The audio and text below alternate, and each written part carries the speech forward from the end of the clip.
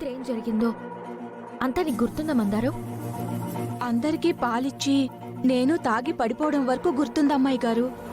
ఆ తర్వాత ఏదో పెద్ద సౌండ్ రావడంతో భయపడి లేచాను. అప్పుడే తెలిసింది మనింట్లో బాంబు పెట్టారని. చాలా భయమేసింది అమ్మాయి గారు.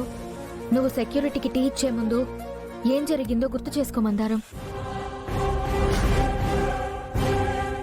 మందారం, ముందు సెక్యూరిటీ వాళ్ళకి టీ ఇచ్చిరా, ఆ తర్వాత పాలిద్దు గాని.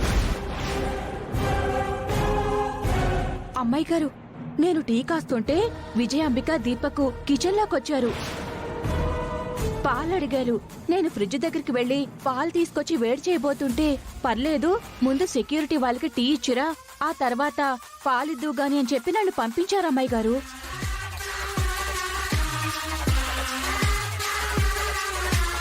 అంటే పాలు అడిగిన వాళ్ళు పాలు తాగకుండా నిన్ను సెక్యూరిటీ దగ్గరికి పంపించారు అంటే నువ్వు ఫ్రిడ్జ్ దగ్గరికి వెళ్ళి వచ్చే లోపలే ఆ టీలో మత్తుమందు కలిపారు. ప్లాన్డ్గా సెక్యూరిటీని మత్తులోకి దింపారు. ఆ తర్వాత ఆల్రెడీ నువ్వు స్టవ్ మీద పెట్టిన పాలల్లో మత్తుమందు కలిపారు. నువ్విచ్చిన పాలను వాళ్ళు తాగకుండా మనందర్నీ మత్తులోకి దింపాము అనుకున్నాక బాంబు పెట్టే దుండగులకు ఫోన్ చేసి విషయం చెప్పారు.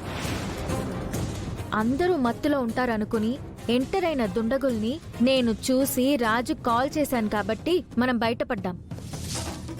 నిజంగా అత్తయ్య వాళ్ళు కూడా ఈ ప్రమాదంలో చిక్కుకున్న వాళ్లే అయ్యుంటే రాజుని అభినందించాలి గాని ఇలా అనుమానించుండేది కాదు. అనుమానించారు అంటే అక్కడే వాళ్ళ మీద నాకు అనుమానం కలుగుతోంది మందారం. నాకు కూడా ఇప్పుడిప్పుడే అర్థమవుతుంది అమ్మాయి గారు. బాంబు పెట్టిన వాళ్లతో అత్తయ్య గారు దీపక్ చేతులు కలుపుంటారు అమ్మాయి గారు.